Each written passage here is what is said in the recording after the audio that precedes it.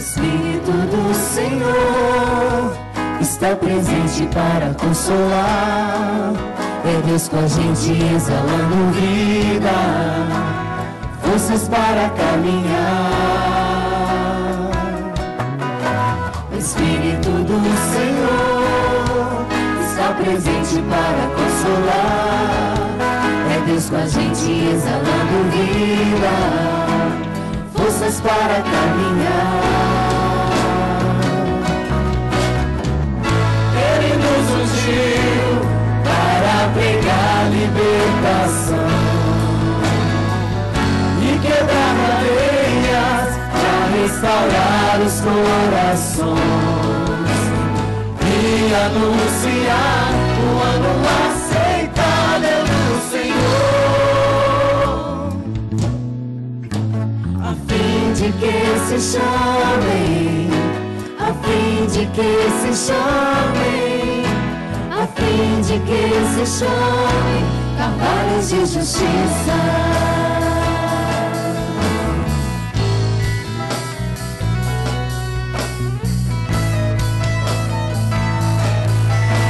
O Espírito do Senhor, o Deus vivo no meio de nós. O Espírito do Senhor está presente para consolar. É Deus com a gente exalando vida, força para continuar. Glória a Deus. O Espírito do Senhor. O Espírito do Senhor está presente para consolar. É Deus com a gente exalando vida, forças para caminhar. Ele te ungiu. Ele nos ungiu para pregar libertação. Para pregar libertação e quebrar cadeias, para restaurar os corações e anunciar o ano aceitável do Senhor. E assim você será?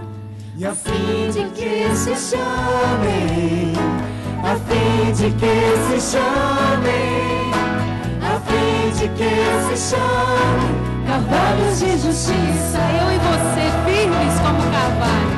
A fim de que se chamem, a fim de que se chamem, a fim de que se chamem carvalhos de justiça.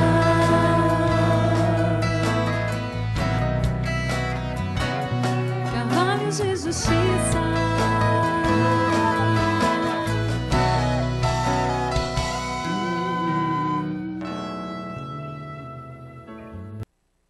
Salmo 126, vamos ler a palavra juntos. Quando o Senhor restaurou a sorte de Sião, ficamos como quem sonha. Então a nossa boca se encheu de riso e a nossa língua de júbilo. Então entre as nações se dizia: grandes coisas o Senhor tem feito por eles. Com efeito, grandes coisas fez o Senhor por nós, por isso estamos alegres. Restaura, Senhor, a nossa sorte como as torrentes no Negueb. Os que com lágrimas semeiam, com júbilo ceifarão.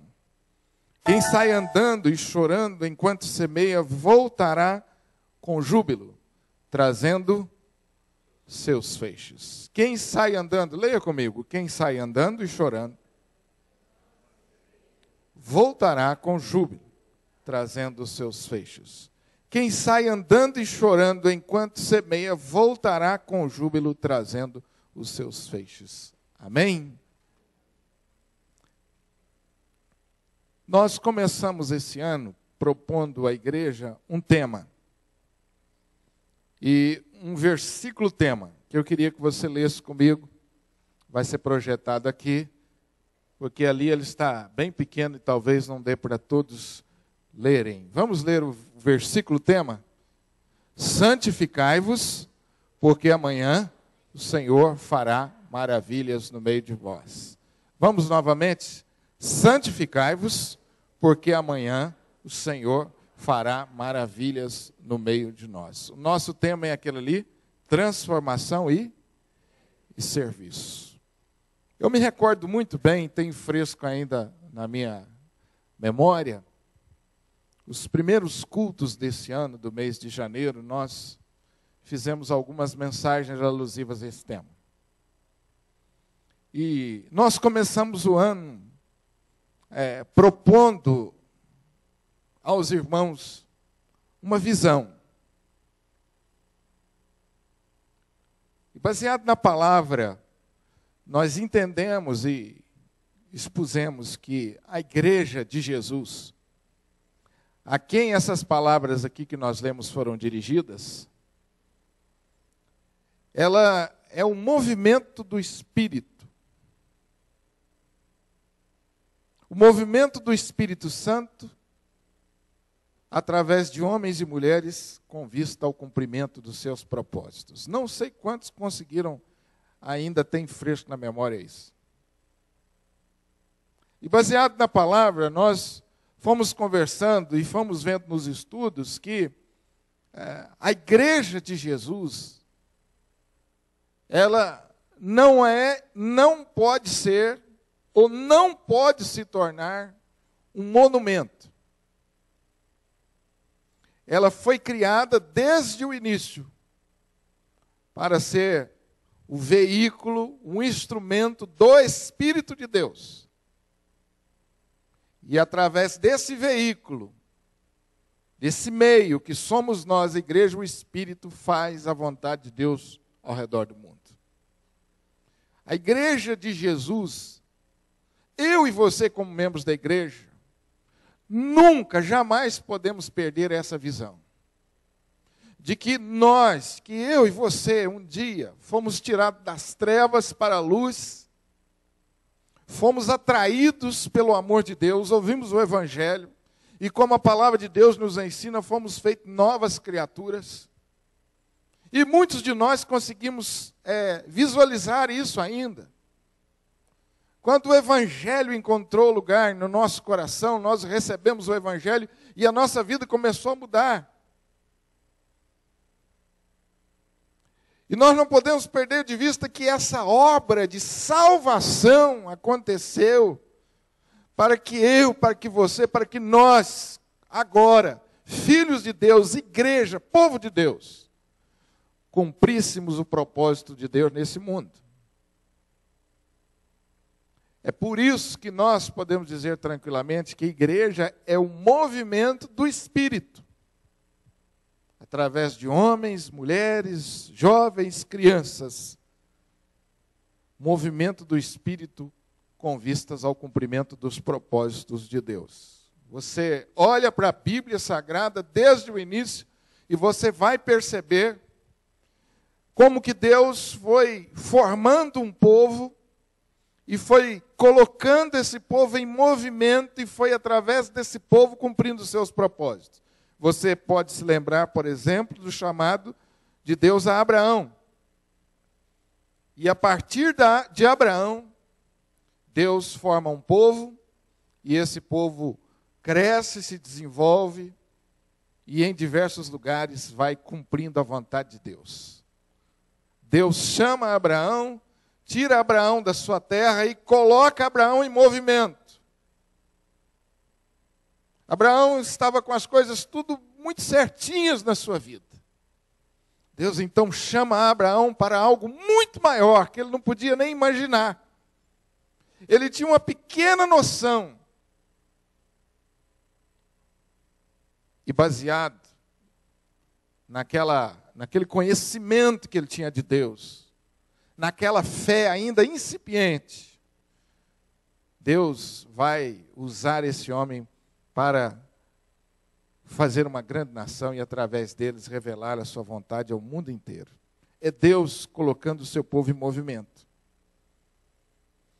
Mas você vai perceber também que em determinados momentos da história, a igreja para. A igreja que é para ser um movimento, ou estar em movimento, ela deixa de ser movimento e se transforma em monumento. Ela estaciona, ela se acomoda, torna-se indiferente aos propósitos de Deus e à sua missão nesse mundo. e vira monumento. Monumento é algo que lembra o passado. Monumento é estático. Monumento não faz diferença no lugar onde está. No Egito, por 400 anos, esse povo se torna monumento.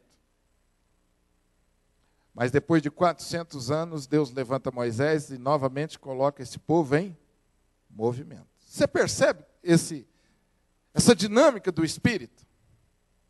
Amém? Eu não sei quantos de vocês conseguem ler o Velho Testamento, ou tem o Velho Testamento na sua memória e pode entender esse movimento de Deus aí. E à medida que o tempo vai passando, os propósitos de Deus vão se cumprindo através desse povo. O tempo passa, e esse povo, infelizmente, muitos anos mais tarde, novamente, se transforma no monumento. São levados para a Babilônia, e lá na Babilônia, esse povo se transforma em monumento. E os salmistas nos informam que lá na Babilônia eles não podiam cantar as suas canções. E eles penduraram as suas harpas. Deixaram de cumprir a sua missão como sal da terra e como luz do mundo. Perderam a sua identidade como povo de Deus, como gente. Tornaram-se monumento. Eles se reuniam apenas para lembrar do passado. Não tinham nenhuma expectativa do futuro. Então, o que Deus faz? Novamente coloca esse povo em movimento. Levanta Esdras e Neemias e coloca esse povo em movimento. A partir da restauração dos muros, Deus reconstrói Jerusalém e forma um novo povo. E aí você entra no Novo Testamento, e você vai perceber que não é diferente. Jesus ordena os seus discípulos que permanecessem em Jerusalém, recebessem o Espírito Santo e se movimentassem pelo mundo. Ide por todo mundo e... Ou seja, se movimentem cumprindo os meus propósitos. O ide de Jesus é isso. O ide sugere movimento, dinâmica, ação, sair do lugar onde você está para uma missão, ou com uma missão. Você percebe como que Deus trabalha, ou sempre trabalhou e continua trabalhando na vida do seu povo? O povo de Deus é um povo que está sempre a caminho. Eu e você estamos a caminho. O nosso destino é a Canaã celestial. Amém? Enquanto aqui, nós precisamos ser o povo de movimento, ou do movimento. Não podemos nos acomodar. Não podemos, baseado na história que nós temos, principalmente no registro bíblico, nós não podemos nos tornar monumento, porque nós temos uma história longa que nos ensina acerca disso.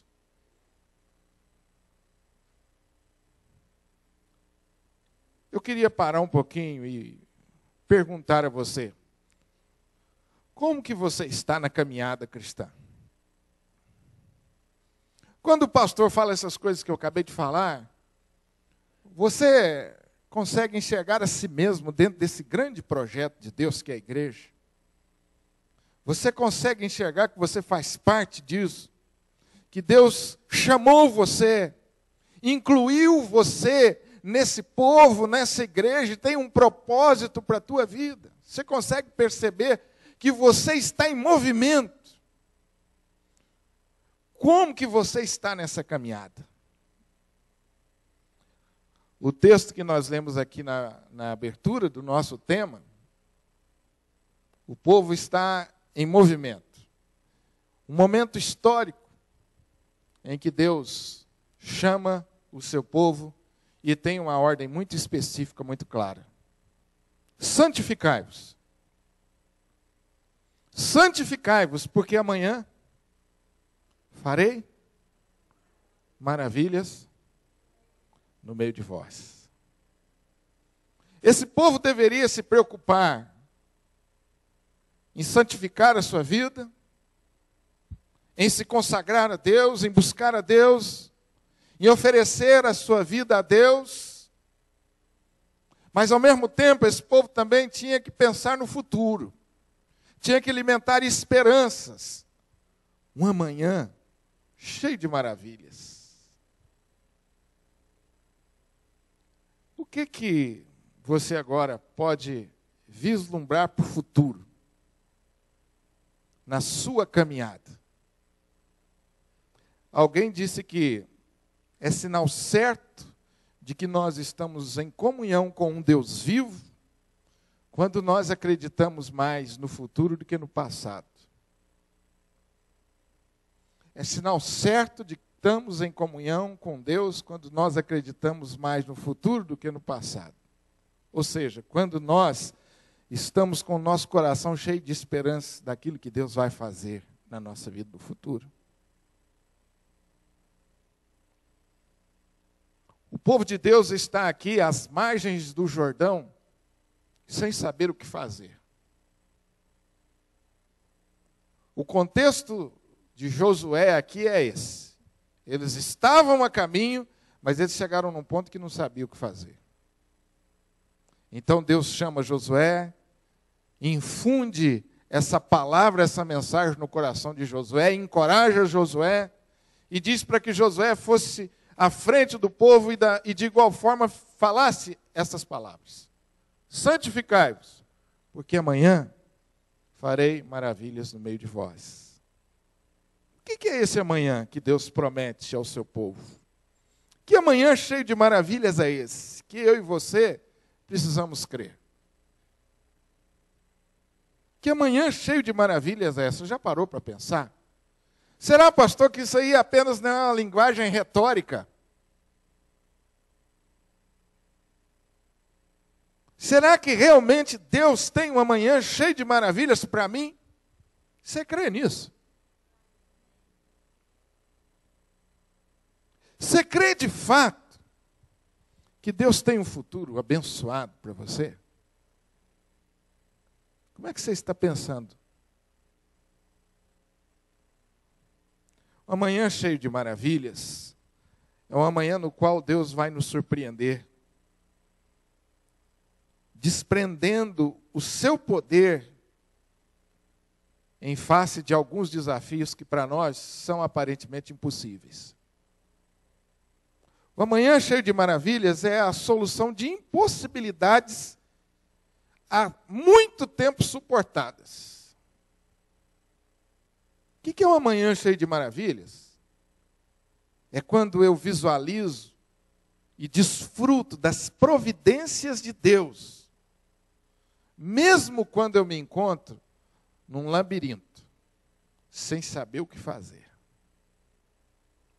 O amanhã cheio das maravilhas de Deus é quando eu experimento o poder libertador de Deus. Poder libertador do pecado, poder libertador de medos, de fobias, de traumas, que muitas vezes nos aprisionam.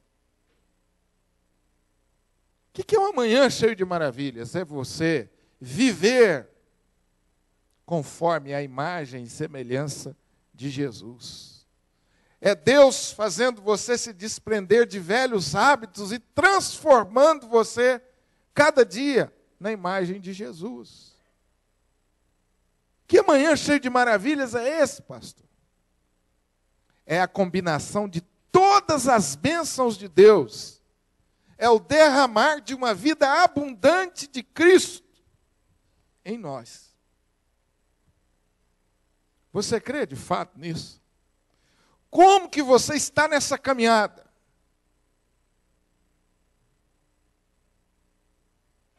Eu queria convidar você a refletir um pouco sobre a sua caminhada.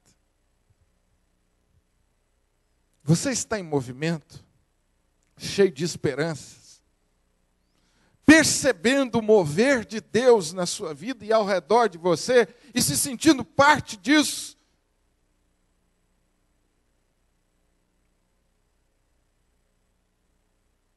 Ou, quem sabe, Você até consegue entender, perceber alguns sinais, mas você ainda não se sente parte disso. Como é que você está nessa caminhada?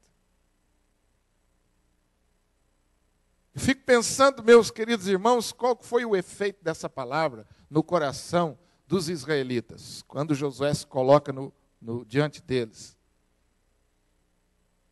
Alguns cansados da caminhada, desanimados, sem esperança. Josué diz: santificai-vos, porque amanhã o Senhor fará maravilhas no meio de vós. Muito tempo mais tarde, o salmista escreve o Salmo 126. E é muito interessante o Salmo 126, porque ele retrata 3 realidades. Olhe para a sua Bíblia, por favor. Em primeiro lugar, você vai perceber que o autor do Salmo, de uma forma poética, como é característica dos Salmos, ele nos convida a olhar para o passado.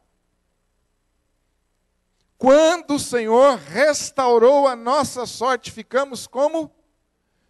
Você percebe que agora o salmista está aqui olhando para trás e trazendo a sua memória, ou levando o povo que cantaria essa música a relembrar da ação libertadora de Deus, daquilo que Deus tinha feito na vida deles no passado.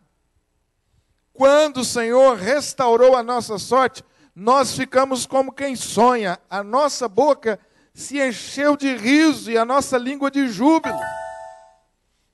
O que se dizia acerca da nossa vida, o que os nossos vizinhos diziam acerca da nossa vida era isso: grandes coisas o Senhor tem feito por eles. Percebe a linguagem do passado?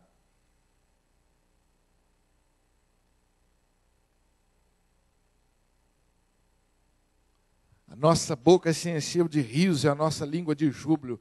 Você pode imaginar aqui que foi um tempo festivo, um tempo de celebração. Ficamos como quem sonha. Eles não estavam acreditando no que Deus estava fazendo no meio deles. Mas tudo isso, meu irmão, era passado. Tudo isso era passado. Foi algo que Deus havia feito. Algo que estava apenas na lembrança deles. Mas aí você é introduzido no segundo momento do Salmo. O verso 3 diz: com efeito, grandes coisas fez o Senhor por nós. Fez. Por isso nós estamos alegres. Agora, perceba que o salmista nos introduz no momento presente. Restaura, Senhor, a nossa sorte como as torrentes no Negueb. O salmista agora tira os olhos do passado e começa a olhar para o presente. O passado, ele olha para o passado e relembra do que Deus fez. E ele nos informa que foi algo tremendo e maravilhoso. Mas o presente era outra história.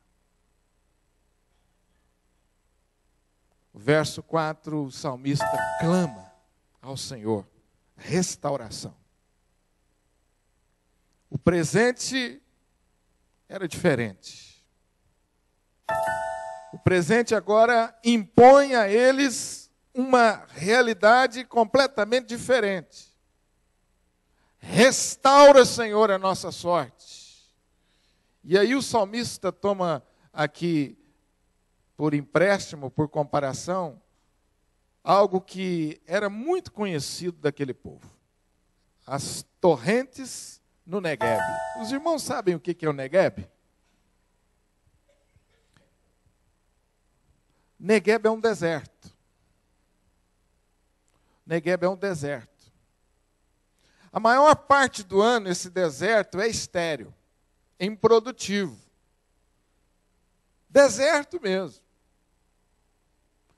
Mas tem um tempo nas estações das chuvas, que esse deserto é encharcado, banhado com as águas da chuva de uma forma torrencial. E um milagre acontece. O deserto começa a produzir. Um lugar que era improdutivo e estéril por causa das chuvas que vêm do céu, agora é um lugar produtivo, bonito, florido, frutífero. O que esse povo agora, o que o salmista está querendo transmitir a nós e transmitir ao seu povo? O momento presente é um momento que impõe a nós clamor por restauração, porque a vida estava estéril, improdutiva, fria. Aquele era um momento de clamor. Os tempos eram diferentes. O passado foi glorioso, mas o presente era motivo de clamor. Restaura, Senhor. Aviva, Senhor.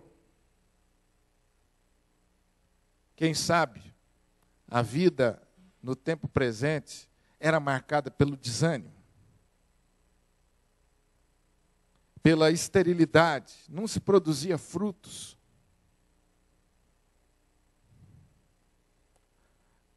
Restaura, Senhor, a nossa sorte. Derrama, Senhor, sobre nós o teu poder, assim como acontece no deserto de Negueb. Derrama sobre nós o teu poder. Faz cair sobre nós chuvas de bênçãos e transforma a esterilidade da nossa vida em algo produtivo, em algo bonito. Transforma a esterilidade do campo em algo produtivo.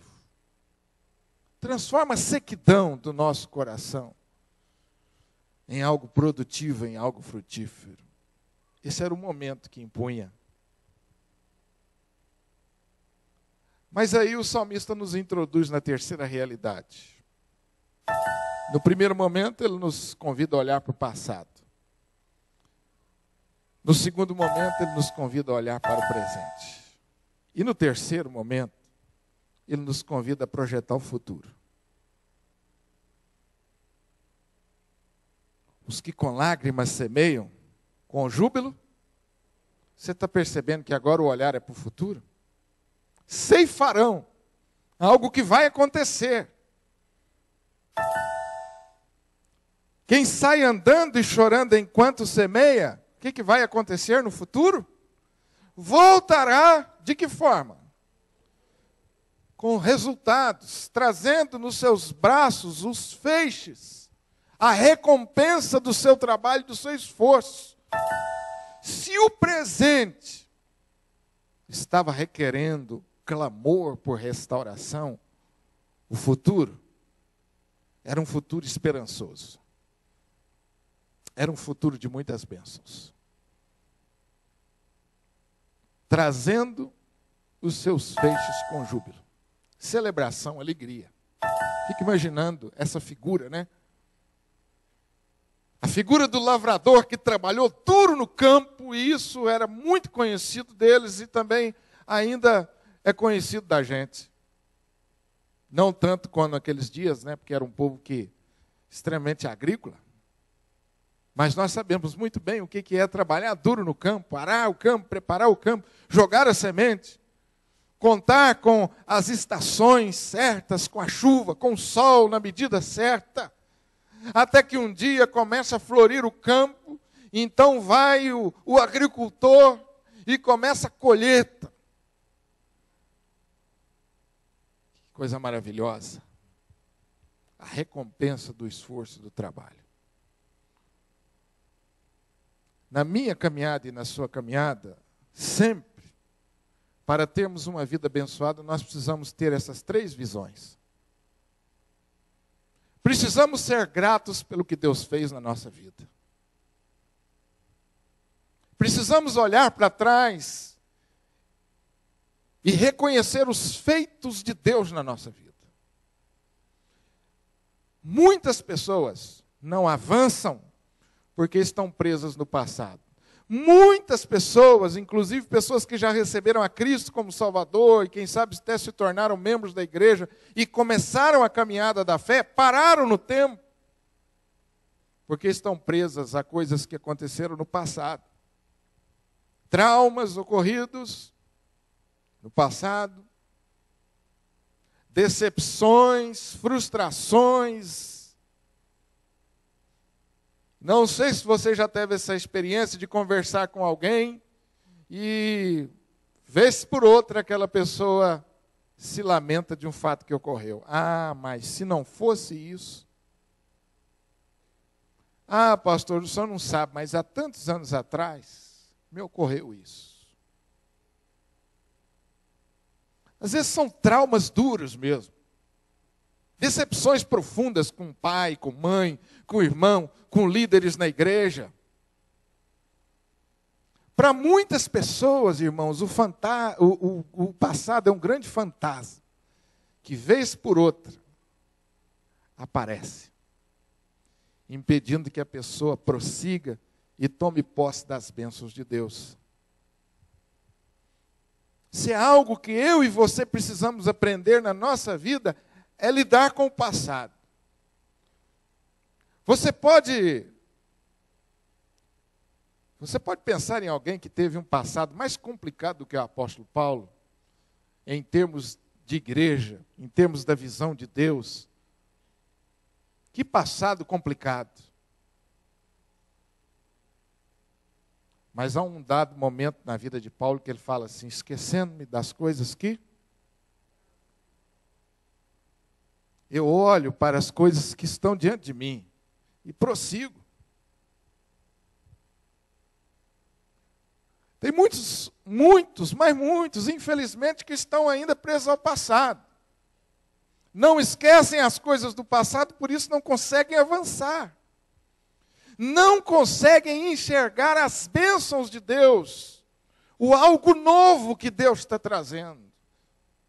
Na linguagem do profeta Isaías, porventura não percebeis? Eis que coloca um caminho no ermo. Somos muitas vezes impedidos de perceber, ou de ver, ou de ter a visão de um futuro abençoado, porque estamos presos ao passado. Lembranças amargas. Pecados que nós cometemos, mas que não conseguimos ainda perdoar a nós mesmos. O perdão de Deus já veio, mas o nosso, continuamos reféns da culpa.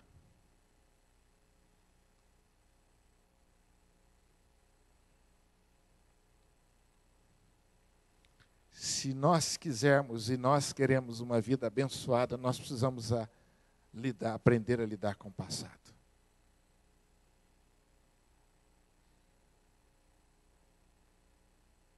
Olhe e perceba quantas coisas boas tem o seu passado. Comece a pensar em quantas vezes Deus se manifestou de forma maravilhosa na sua vida. A despeito das suas decepções e frustrações, eu sei que tem muito mais coisas que Deus fez na tua vida. Tem muito mais vitórias na tua vida para celebrar do que decepções e derrotas. Amém?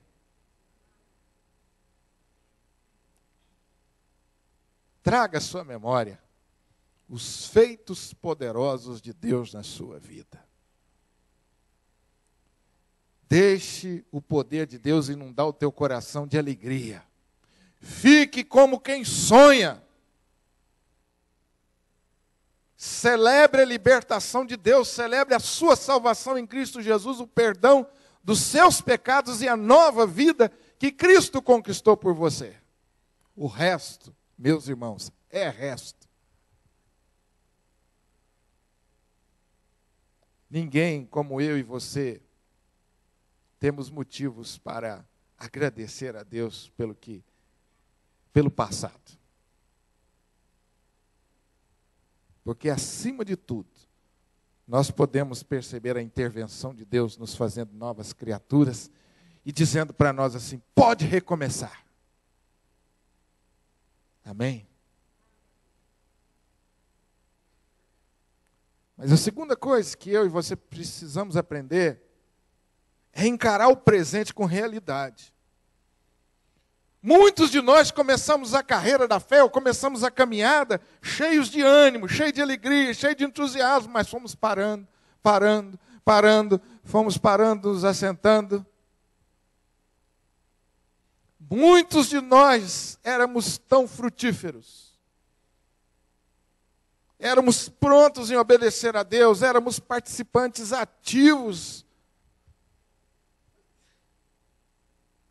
Mas com o passar do tempo, nós fomos ficando de lado. Uma mágoa ali, um ressentimento acolá, uma decepção. E aí nós fomos parando. O fervor deu lugar à frieza espiritual. Já não oramos mais. Já não cantamos mais. Já não evangelizamos mais. Já não participamos das reuniões da igreja mais. Já não sabemos o que acontece dos projetos da igreja. Viramos apenas assistentes, consumidores. Meu irmão, minha irmã, é hora de você clamar a Deus: Senhor, restaura a minha vida. Aviva, Senhor, o meu coração novamente.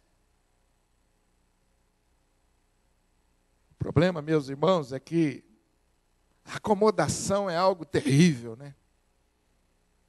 A acomodação é algo terrível. Restaura, Senhor, a nossa sorte como as torrentes do Negueb. Derrama, Senhor, o teu poder e reaviva a nossa vida. Você quer, meu irmão, ter uma vida abençoada? Você precisa aprender a olhar para o passado. Ser grato a Deus por tudo quanto Ele fez.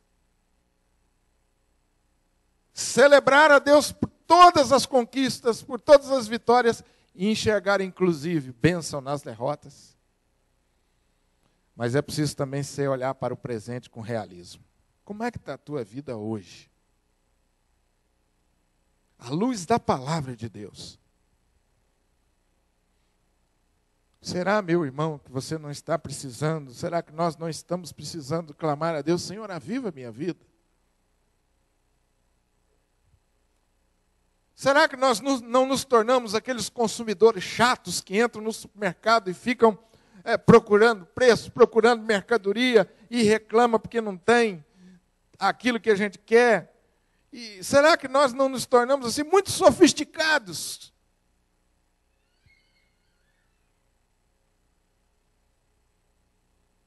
Eu queria convidar você hoje a olhar para a tua vida, para a sua vida, com coragem, com realismo, e que fizesse uma avaliação. Como é que está a sua vida espiritual? Meu irmão, minha irmã, Deus salvou você para você estar em movimento. Quando Deus salvou você, Ele deu a você uma missão. Eu e você estamos debaixo da grande comissão. Tem uma ordem sobre nós, tem promessas, mas tem uma ordem.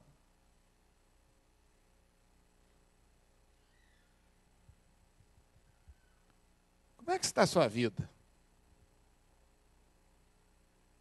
Sabe, meus irmãos, nós estamos vendo se desenvolver nos nossos dias um tipo de vida cristã do qual nós temos que nos preocupar. No qual nós temos que nos preocupar. Onde tudo, em termos espirituais, acontece no domingo à noite. Segunda, terça, quarta, quinta, sexta e sábado, eu corro por minha conta pelos meus interesses. No domingo, eu dou uma relaxada. No domingo à noite, eu reabasteço espiritualmente. E segunda, eu começo tudo de novo, por minha conta. Você consegue perceber que nós estamos, muitas vezes, indo nessa corrente, nessa maré, nesse estilo de vida? Deus não nos chamou para isso. Eu queria perguntar, meus irmãos, você não precisa me responder agora, mas que você pensasse, por que as nossas reuniões de oração são as reuniões menos frequentadas? Por quê? Por que nós evangelizamos tão pouco? Se Jesus é a solução da vida do homem, o único e suficiente Salvador. E você sabe disso, porque você experimentou, eu experimentei, nós experimentamos, e nós sabemos que não há outro caminho. Por que nós falamos tão pouco de Jesus? Será que não é o caso de nós fazermos como o salmista nos ensina, Senhor, restaura? Porque nós perdemos a visão do que é a vida cristã verdadeira, genuína. Deixamos de ser a igreja em movimento, o crente em movimento, e me tornei um monumento. O meu nome está lá no hall de membros, mas não conte comigo. Por que, meus irmãos? Vocês sabem que eu, às vezes, ouço sempre as mesmas respostas. As pessoas já se acomodaram. Reunião de oração. Não precisa pôr muitas cadeiras, não. Não precisa acender as luzes do templo toda, não. Só uma parte. Coisa triste. A gente aceitar isso tão passivamente. Por quê? Se nós entendemos que a oração é a chave de tudo. Por que oramos tão pouco? Por que evangelizamos tão pouco? Por que perdemos o fervor, meus irmãos? Por que perdemos o fervor? Eu queria que você olhasse, em nome de Jesus, refletisse, por que você perdeu o fervor? Por que a gente precisa de dirigente de louvor? Dirigente de louvor é animador, é para animar o povo. O dirigente de louvor bom é aquele que anima o povo. Por que nós precisamos disso? Já parou para pensar?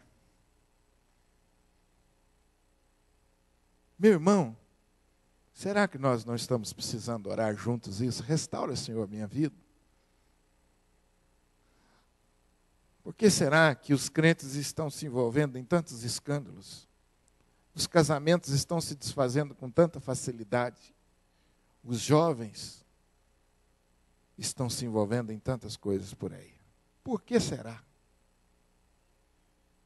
Restaura, Senhor, a nossa sorte. Mas, meu irmão, eu quero terminar dizendo para você. 3 visões que eu preciso ter para uma vida abençoada. Visão do passado. Um passado glorioso como medida mínima para o que Deus vai fazer. Repita comigo, por favor. Um passado glorioso como medida mínima do que Deus vai fazer. E preciso encarar o presente com realismo. Preciso encarar o presente com realismo. Eu preciso olhar para a minha vida com realismo. E terceiro, eu preciso olhar para frente, para o futuro, com uma esperança vibrante. Voltará com júbilo, trazendo os seus fechos resultados. Mas, meu irmão, por favor, veja o que diz o texto no versos 5 e 6. Voltará com júbilo os que saíram andando e semearam, e as suas lágrimas regaram a semente, andando, chorando e semeando. Isso significa trabalho duro, trabalho árduo. Uma vida abençoada é precedida de trabalho árduo. Não se iluda. Uma vida abençoada é uma vida precedida por trabalho árduo. Quem sai andando, ou quem se coloca em movimento e lança semente com trabalho duro, com esforço. Você quer crescer na sua vida? Se dispõe a isso. Primeiro, se levante. Reconheça que você se tornou um movimento, diz, eu preciso me colocar em movimento.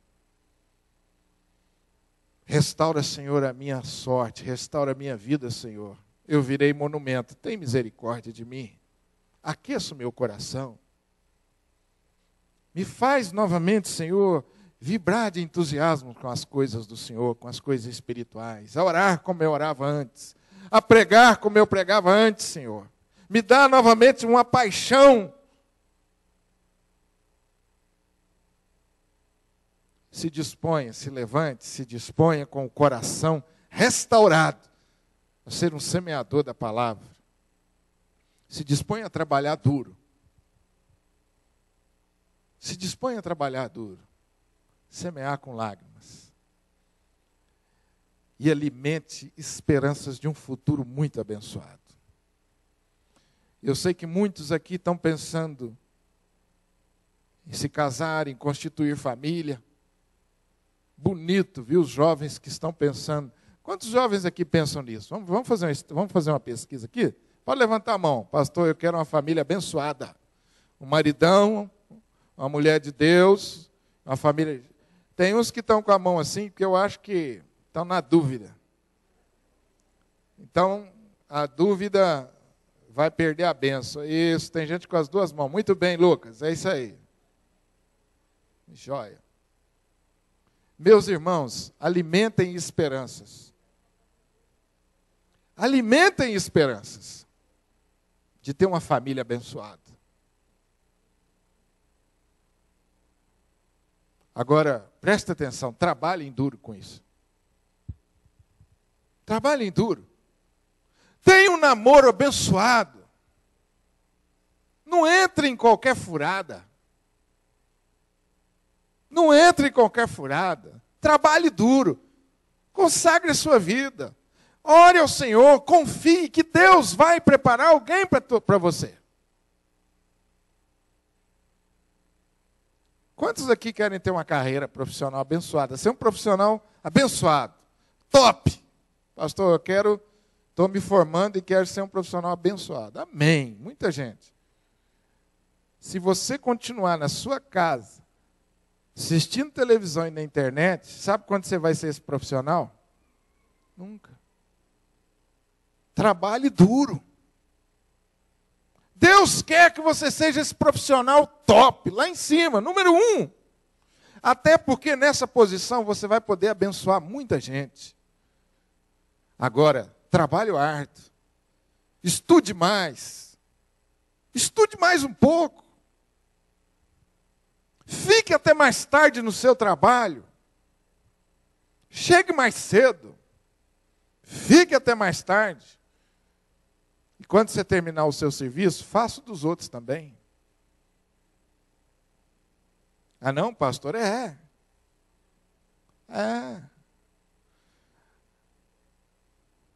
Eu fico ouvindo as histórias da minha filha lá onde ela trabalha e eu vibro. Ela foi conversar com o chefe dela pedindo uma promoção. Primeiro ela falou assim, pai, estou saindo. Eu falei, que isso, minha filha? Não, estou saindo, o povo não está me dando valor. Eu falei, minha filha, é. Eu vou conversar com o meu chefe antes. Sentou o camarada lá e falou assim, estou indo embora. O quê? Estou indo embora. Como assim você é melhor funcionário? Como melhor funcionário? Vocês não me dão valor? Você tem razão, eu sou o melhor funcionário. Nunca faltei. Nunca cheguei atrasado. Sou a primeira a chegar, a última a sair. Agora, vocês não reconhecem. Não, você não vai sair. Vou. Não, não vai. Você vai ter uns dias de férias e quando você voltar, você vai estar em outra promoção. E se ela fosse uma funcionária relapsa? O que o patrão dela ia falar? Graças a Deus, minha filha. Vá em paz. Sabe o que o patrão dela falou? Eu louvo a Deus por isso. Minha filha, você é a melhor funcionária que eu tenho, você não vai embora. Você não vai embora.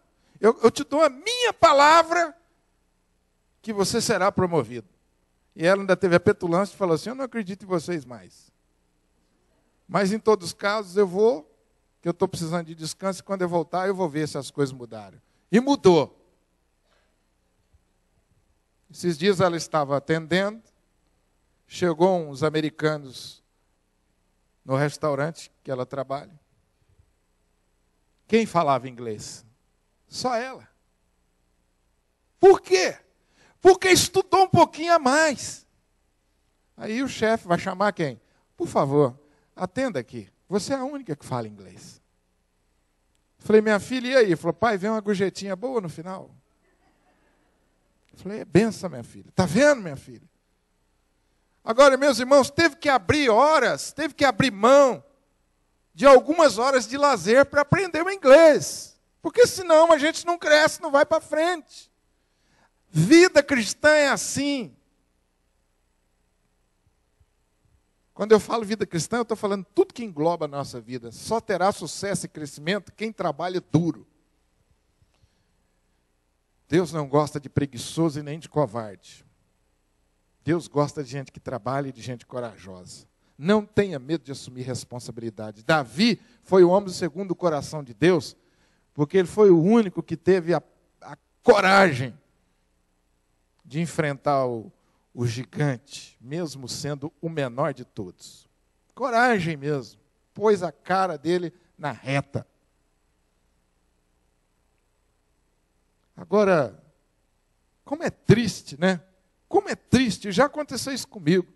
De eu indicar um membro da igreja para um serviço, depois o rapaz falou, nossa, pastor, que furada que você me mandou, hein? Só chega atrasado, reclama. Oh. Eu já tive muitas alegrias, mas já tive algumas decepções. Eu fico pensando, mas não pode. Tenha esperança de um futuro abençoado, mas se disponha a trabalhar duro, que Deus vai recompensar você. Nem olhos viram o que Deus para aqueles que o amam. Você crê nisso?